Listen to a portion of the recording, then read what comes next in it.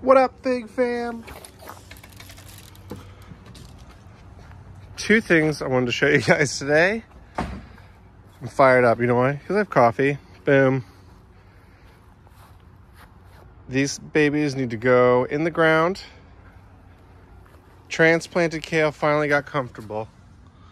So we got kale. But here's why I'm doing the vlog today. I want to show you something. All right.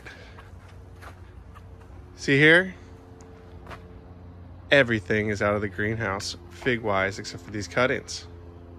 I'm really, really stoked. So it was getting like over 100 in here, juggling the fans and everything. And you know what? We hit spring, and I am confident with everything else. We had a big tray of figs ripen, or not ripen, root for us. And so I put them all in their pots with their baby rooting mix, which is really just mushroom compost, perlite, a little bit of vermiculite because I was experimenting with it because of a cation exchange. All cells have a sodium potassium pump, and so when cells communicate with each other, they use those exchanging mechanisms. Anyway, that got really nerdy, but also I put some pine bark nuggets in here for aeration, and they look good. I'm pretty happy. I got some really cool varieties like Nuestra Senora del Carmen,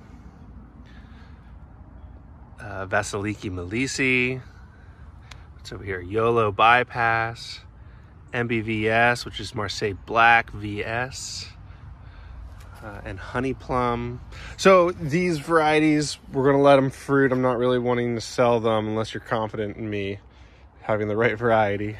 But you can see I'm really starting to gain some traction in the outside nursery. And then over here is, so that's the one thing I wanted to talk about. Greenhouse is clear. We are outside now. That makes my life way easier. I have a nice shaded half. I have a nice sunny half.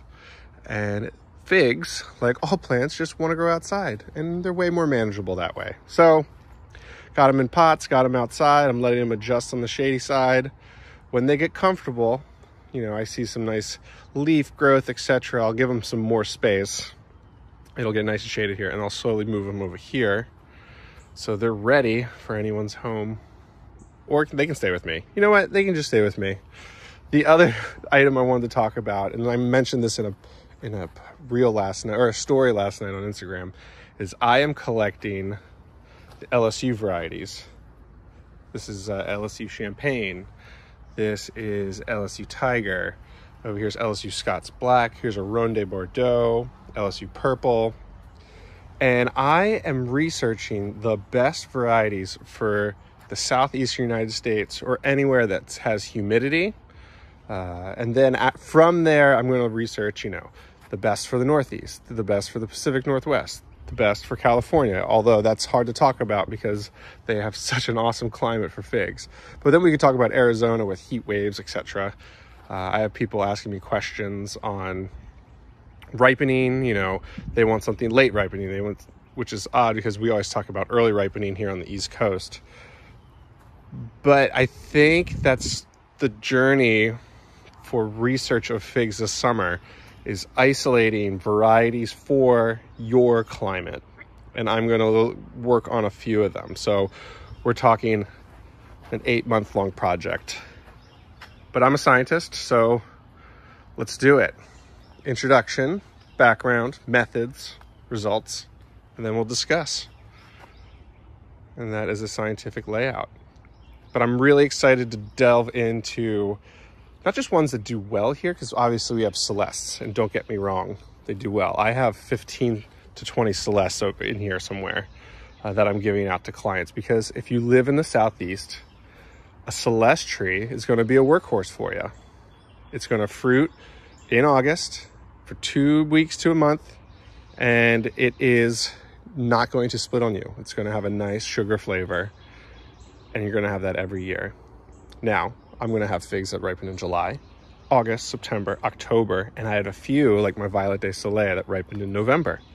So it's not just, you know, for me, it's like I had my great-grandfather, I was told stories, he had an apple tree that had 4 types of apples grafted on, and each one ripened a different month.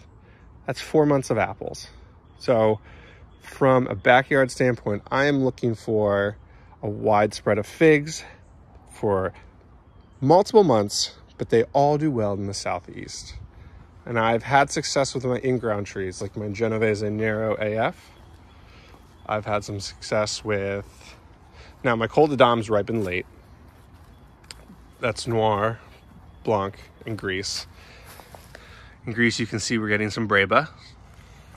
Breba is a fig that's ripened on last year's wood.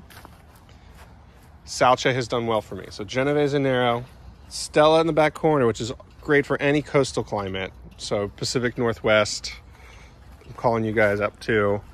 Stella's great. Ronde Bordeaux is great for a dark variety. Peter's honey is also great. It did not split for me. And we had some humid days here. I'm in Wilmington. I'm in hurricane zone. We get hot and humid. Languedoc, not bad. It gets a little watery, so you have to really pay attention to it and let it sit on the tree. Figo Preto will split.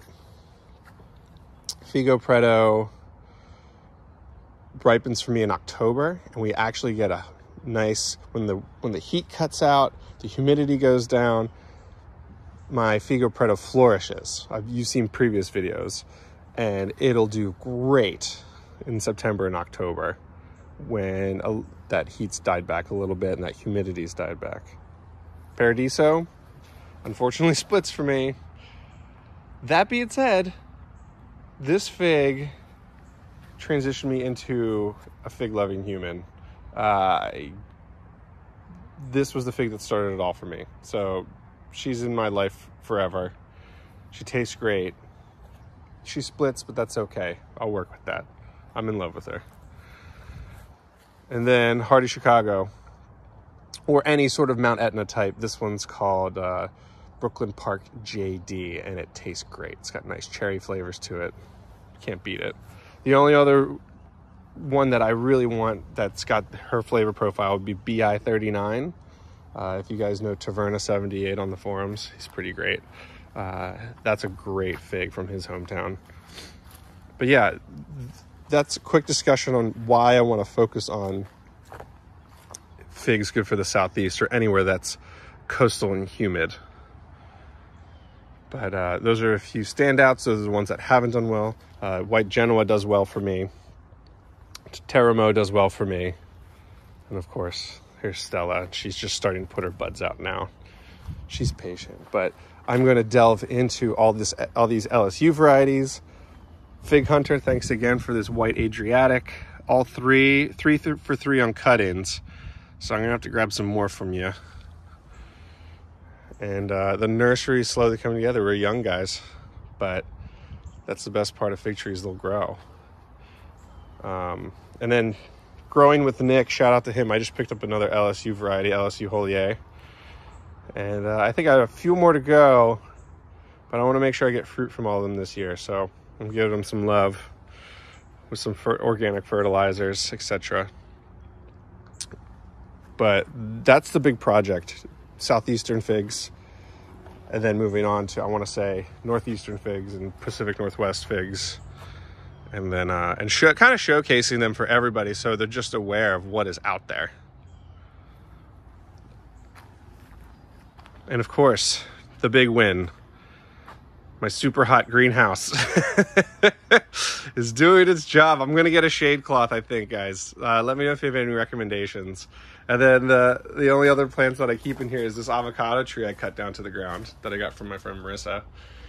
And then I have these succulents that are really happy in here, you know? Look at this thing. And then I got flowers on this one. My night blooming cereus, that is, I found like it was just a leaf and I propagated it. And then I got this beautiful one here. I have these vertical growing aloe, which are stunning. But yeah, that's the setup. And here I have a few more I have some unknowns I'm trying to root. And then I have some more cuttings, this little YOLO. Look at this thing. Look at this fat little cuttings pushing out of the little nub. And then the elusive Genovese Nero AF. I have a mother tree, but it hasn't been rooting that great for me this year. I don't know what it is. But I got my heat mat, which I turn off every morning because it really does get hot in here. Despite getting down to it, the door's open 59. It's about 45 out here right now. But yeah, that's the setup. Look at this Martinica ramata that I had in a pot. She's excited. She's growing. Beautiful. Look at this nice dark leaf growth. I've been giving them a lot of that fish fertilizer for this spring. It's 511, right? Nitrogen, phosphorus, potassium. Plant growth, flowers and fruits, and general overall cell communication. All right, holler with questions, guys, but I'm gonna sign off for now, but thanks again.